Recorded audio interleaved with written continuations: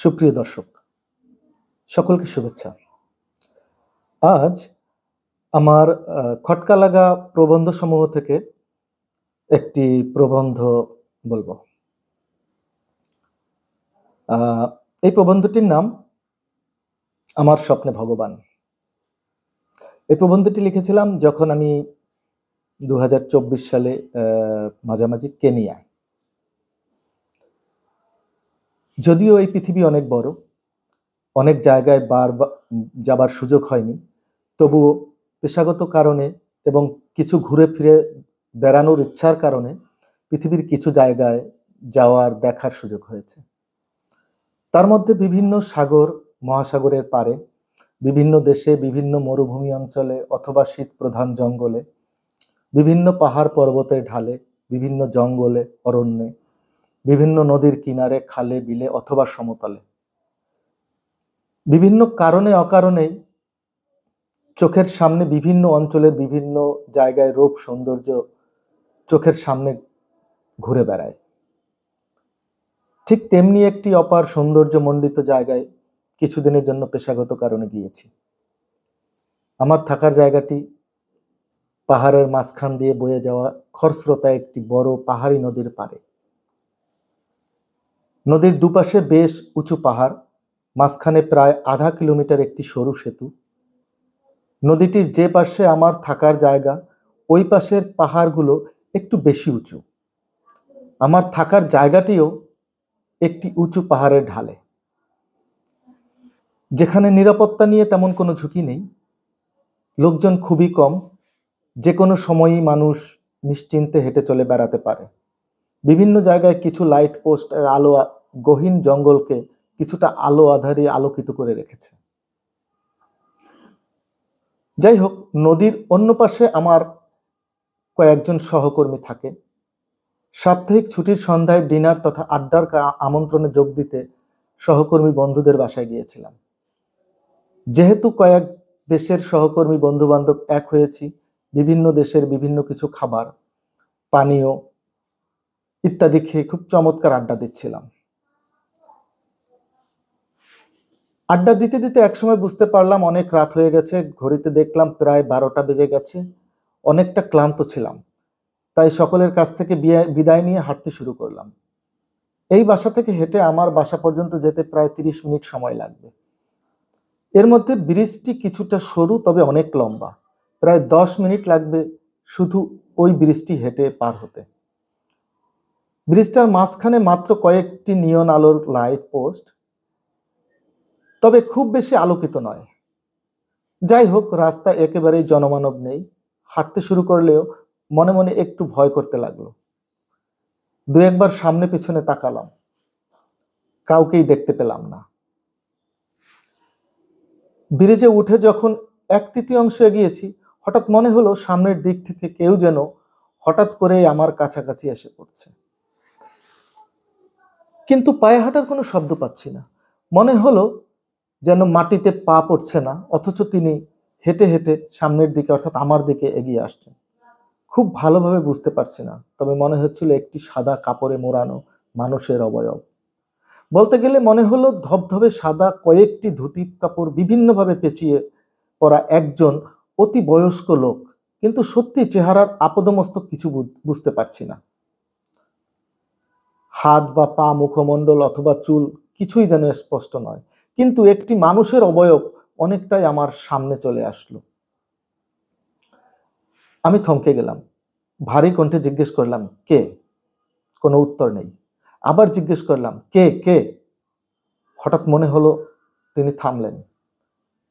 আমি বাম পাশ দিয়ে হেঁটে যাচ্ছিলাম, তিনি উল্টো পাশ দিয়ে। আমার ঠিক একটু সামনে, কিন্তু ব্রিজের ডান দিকে, অর্থাৎ ঠিক 7-8 হাত দূরে তিনি থামলেন। মনে হলো তিনি থামতে চাইছেন না, কিছুটা অস্বস্তিতে পড়ে গেলেন। আমি আবার প্রশ্ন করলাম, কে? তিনি বললেন, আমি কেউ না। কিন্তু মনে হলো কথা যেন তার মুখ থেকে আসছে না। মনে হলো তার কাছাকাছি কোথাও থেকে কথাটা যেন একটি আওয়াজ ভেসে আসছে। তখন আমি বললাম, আপনি কে? তিনি একটু ইতস্তত হয়ে বললেন, আমাকে মানুষ ভগবান বলে ডাকে। আমার শরীর এক প্রকার কাঁপুনি দিয়ে উঠল, শিহরিত হয়ে উঠলাম। চরম সৌভাগ্য।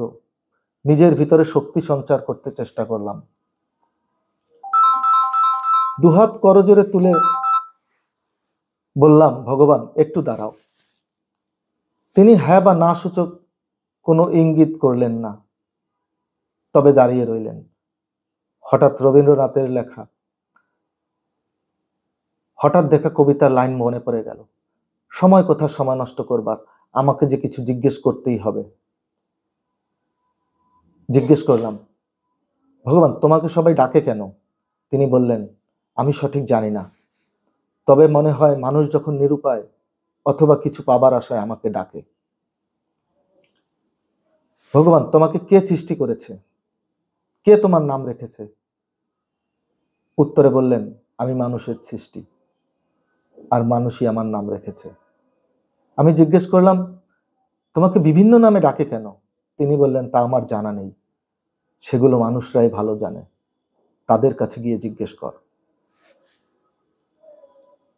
ভগবান তুমি কি এই পৃথিবী সৃষ্টি করেছো?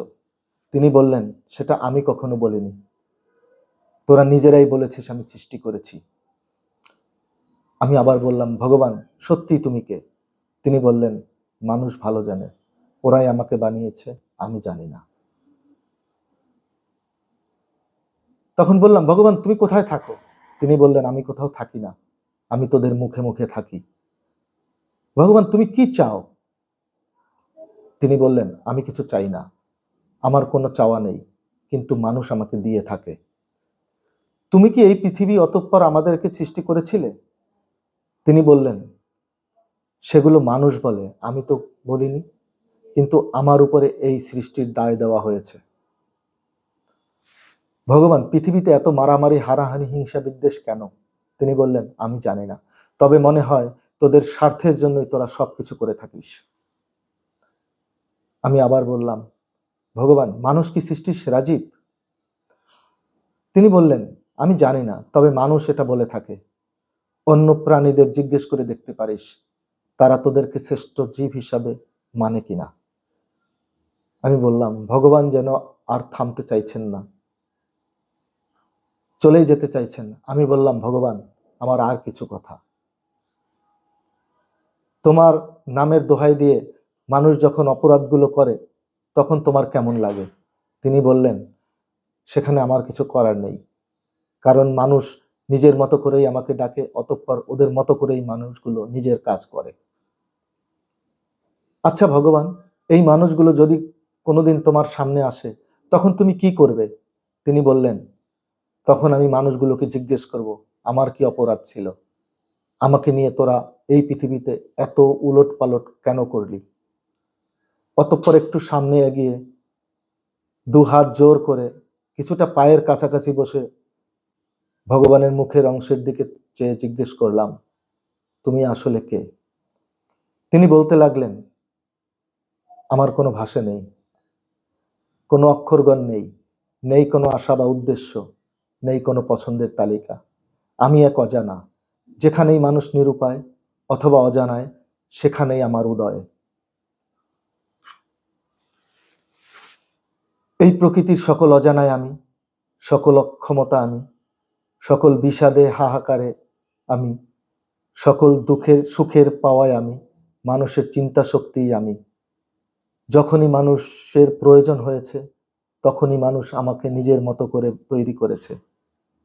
আমি এই পৃথিবীর সকল অনাচার অবিচারের জবাবদিহিতা, আমি এক অসীম দায়বদ্ধতা, এর কোনো শুরু নেই, শেষ নেই। হতে পারে আমি এক নির্বিকার হাতিয়ার। তিনি হাঁটতে শুরু করলেন। আমি ঘাড় ঘুরিয়ে ওনার প্রস্থানের দিকে তাকিয়ে রইলাম। মনে হচ্ছে অবয়বটা আস্তে আস্তে দূরে চলে যাচ্ছে, কিন্তু পায়ের কোনো শব্দ পাচ্ছি না। হঠাৎ হাঁটার ভঙ্গিমা বুঝতে পারছি না, তবে চলে যাচ্ছেন। আলো আধারেতে মিলিয়ে যেতে যেতে শেষবার বললেন, সত্যিই বলছি, এই পৃথিবীতে আমার কোনো ঋণ নেই, তবে অনেক দায় আছে, তোরা ভালো থাকিস। আমি বসা থেকে উঠতে চাইলাম, কিন্তু মনে হচ্ছে উঠতে পারছি না।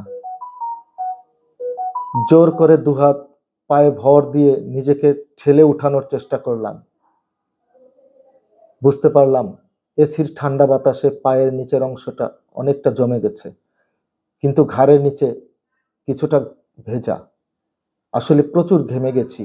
ঘাড় ঘোরাতেই ঘুমটা ভেঙে গেল, চোখ খুলে গেল। যেন কিছু দেখতে চাচ্ছিলাম, কিন্তু দেখলাম বিদ্যুতের শর্ট সার্কিটের লাল বাতিটা সারা রুমটাকে আলোকিত করে রেখেছে। জনমানুষের কোনো শব্দ নেই, একটি শীতল নীরবতা, এসির বাতাসের শব্দ। তবে একটি টিকটিকি টক টক করে শব্দ করে উঠল। আমার মনে হলো আমার কানে বেজে উঠল একটি যুদ্ধের দামামা। আবার খটকা লাগতে শুরু হলো।